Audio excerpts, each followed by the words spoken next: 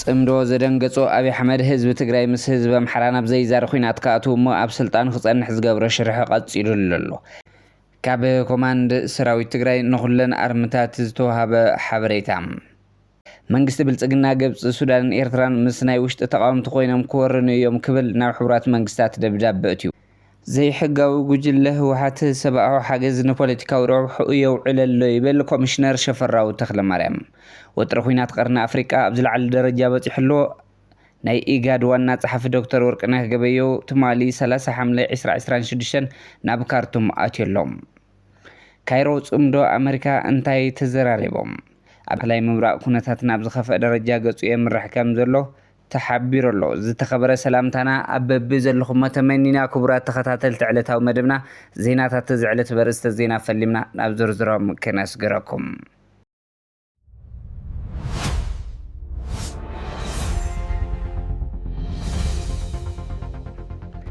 ጽምዶ ዘደንገጾ አብይ አሕመድ ህዝቢ ትግራይ ምስ ህዝቢ አምሓራ ናብ ዘይዛር ኩናት ከኣትው እሞ ኣብ ስልጣኑ ክጸንሕ ዝገብሮ ሽርሖ ቀጺሉ ኣሎ።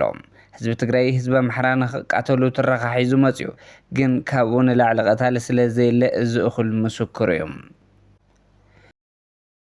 ካብ ኮማንድ ሰራዊት ትግራይ ንኹለን ኣርምታት ዝተዋሃበ ሓበሬታ ካብቲ ማል ዕለት ጀሚሩ እንዳሓር ዝኾነ ይኹን ናይ ሰራዊት ምንቅስቃስ ናይ ሰራዊት ቪድዮ ኮታ ዝኾነ ይኹን ፎቶ ምሳል ኮነ ብዘይ ፍቃድ ናብ ሶሻል ሚድያ ምዝርጋሕ ፈጺሙ ዝተኸልከለ እዩ።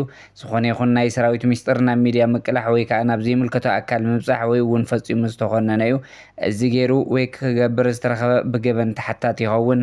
ካብ ሰራዊት ትግራይ ፎቶ ስኢሉ ቪድዮ ቀሪጹ ዝጠቅዕን ቲክቶክን ካልኦት ሚድያታት ስራሕቲ ዘይረብሕ ክሰርሕ ዝሓገዘ ብከቢድ ገበን ምቅላዕ ሰራዊት ይሕተት። ተመጣጣኒ ስጉምቲ እውን ከም እንዕርፍ ኣቀዲምና ከነጠንቅቕ ንፈቱ ይብል። ሚስጥር ምሕላው መግለፂ ብሉፅ ሰብኣውነት እዩ። ብፍላይ ኣብ ተጋዳላይ ድማ መሰረት ዓወት ምዃኑ ኣስሚሩሉ ኣሎ። መንግስቲ ብልጽግና ግብጽ ሱዳን ኤርትራ ምስ ናይ ውሽጣዊ ተቃውምቲ ኮይኖም ክወርኑ እዮም ክብል ናብ ሕቡራት መንግስታት ደብዳቤ እትዩ ኣሎ። ፋሽስት አብይ አሕመድ ነገራት ክርር ክብልዎ እንተለዉ ዝመዞ ካርዲ ወርቅነህ ገበየሁ ይበሃል። ወርቅነህ ኣብዚ ሰዓት እዚ ኣብ ሱዳን ዝገብሮ ዘሎ ምብጻሕ ናይ ኢጋድ ኣጀንዳ ሃልይዎ ኣይኮነን። ኣጀንዳ እንተዝህልዎ ነይሩ ኣብ ሱዳን ካብ ዝበፅሐ እልቂት ንላዕሊ ካልእ ኣጀንዳ ክህልዎ ኣይምኽኣለን። ፋሽስት አብይ አሕመድ ሰራዊት አልቡርሃን ዓወት የቐንዖ ከም ዘሎ ረጋጊጹ እቲ ብጉጅለ ብልጽግና ዝድገፍ ወሃቢ ህፁፅ ደገፍ ድማ ናብ ስዕረቱ ኣምሪሑ ከም ዝኾነ ፋሽስት አብይ ኣብ ዝሰርሖ ሓደገኛ ዲፕሎማስያዊ ስሕተት ዋጋ ከም ዘኽፈሎ ተረዲኡ ኣሎ። ነዚ ዝፈጸመ ስሕተት ንምድፋን ንኣልቡርሃን ከማልድ ንወርቅነህ ገበየሁ ልኢኽዎ። ውፅኢቱ እንታይ ይኾን ሓቢርና ንሪኦ ይኾን? ዘይሕጋዊ ጉጅለ ህወሓት ሰብኣዊ ሓገዝ ንፖለቲካዊ ረብሑ የውዕል ኣሎ ይብል ኮሚሽነር ሽፈራው ተክለማርያም። ኮሚሽነር ኮሚሽን መምሕረት ሓደጋ ኢትዮጵያ ሽፈራው ተክለማርያም ዘይሕጋዊ ጉጅለ ህወሓት ምዝርጋሕ ሰብኣዊ ሓገዝ ንፖለቲካዊ ረብሑ እናዓንቀፈ ከም ዝርከብ ይገልጽ። እቲ ኮሚሽነር እቲ ዘይሕጋዊ ጉጅለ ዝለኣኽ ሓገዝ ናብ ተጠቀምቲ ብትኽክል ከይበጽሕ ብዝተፈላለዩ ኣገባባት እናቐርጸ ዜጋታት ካብ መሰረታዊ ድጋፍ ክግለሉ እናገበረ ከም ዝርከብ ይዛረብ። እቲ ጉጅለ ዝኽተሎ ዘሎ ኣካይዳ ህዝቢ ትግራይ ንሓደጋ ዘቃልዕን ዝጎድእን ይብል። እዚ ተግባር እቲ ጉጅለ ንርእሱ ፖለቲካዊ ትርፊ ንምርካብ ክብል ንዝድግፍዎ ኣካላት ርእሱ ሙሉእ ብሙሉእ ኢዱ ከም ዝሃበ ዘርኢ ኢሉ። ከም ዝፍለጥ እቲ ጉጅለ ኣብ ፕሪቶርያ ብዝተፈረመ ስምምዕ ሰላም ዝተረኸበ ዕድል ብምድጋፍ ሕዚ እውን ምስ ሻዕብያ ብምትሕባር ከም ተላኣኺ ግብፂ ኮይኑ ናብ ኩናት ከበሮ እናወቕዐ ከም ዝርከብ ይጠቅስ። ሰላማዊ ፖለቲካዊ ዘተ ከም ድኽመት ዝቆፅር ዝጉጅለ ንርእሱ ዝፈጥሮ ስቃይ ህዝቢ ዓለም ለኸ ማሕበረሰብን ብምርኣይ ስልጣኑ ንምሕላው እናተጠቐመሉ ይርከብ እውን ኢሎም። ወጥሪናት ኩነታት ምብራቅ ኣፍሪካ ኣብ ዝለዓለ ደረጃ መብፅሑ ናይ ኢጋድ ዋና ጸሓፊ ወርቅነህ ገበየሁ ትማሊ 30 ሐምሌ 2026 ናብ ካርቱም ኣምሪሖሎም። እዚ ዑደት እዚ እቲ ኩናት ናብ ጎረባብቲ ሃገራት ብፍላይ ድማ ናብ ደቡብ ኢትዮጵያ እናሰፍሐ ዝኸደሉ ዘሎ ኣሰካፊ እዋን ዝተገብረ እዩ። ምስ ሓለፍቲ ስልጣን ሱዳን ሓዊሱ ምስ ኣቦ ወንበር መሰጋገር ቤት ምክሪ ልኣላውነት ጀነራል ዓብድልፈታሕ አልቡርሃን ክመያየጥ ትፅቢት ይግበር እዩ። ኢጋድ ኣብ ዘቐረባ እዋን ኣብ ናይሮቢ ዘካየዶ ናይ ፍሉይ ልኡኽ ፎረም ብምቕጻል ዓለምለኻዊ ጻዕርታት ሰላም ንምውሃድ ይሰርሕ ከም ዘሎ እዩ ዝግለጽ። ስኽፍታታት ደቡብ ምትእስሳር ምስ ጎንፂ ኢትዮጵያ ምስ ፍሕፍሕ እቲ ኩናትን እቲ ኣብ መንጎ ሰራዊት ሱዳንን ንዕጡቃት ቅልጡፍ ደገፍ RSF ንዝካየድ ኩናት ደቡብ ሰጊሩና ምዕራባዊ ክፋል ኢትዮጵያ ናብ ኣሶሳ ምግፍሑ ቀፂሉ እዩ። ምንጭታት ካብ ኣሶሳ ከም ዝሕብርዎ ብዙሓት ዝቆሰሉ ሰራዊት RSF ኣብ ሆስፒታላት ኣሶሳ ይሕከሙ ከም ዘለው ይሕብሩ። ኢትዮጵያ ንዕጡቃት ጀነራል ደጋሎ ወታደራዊ ደገፍ ድሮናት ትሕግዝ ኣላ ክብል ብወግዒ ከሲሱ እዩ። ውሽጣዊ ጸቕጢ ኢትዮጵያ እዚ ምስ ሱዳን ዘሎ ምስሓብ ምስቲ ኣብ ውሽጢ ኢትዮጵያ ዘሎ ፖለቲካውን ወታደራውን ዘይምርጋእ ተደሚሩ ነቲ ዞባ ናብ ዝኸፍአ ኩናት ከየእትዎ ዓብዪ ስኽፍታ ፈጢሩ ኣሎ።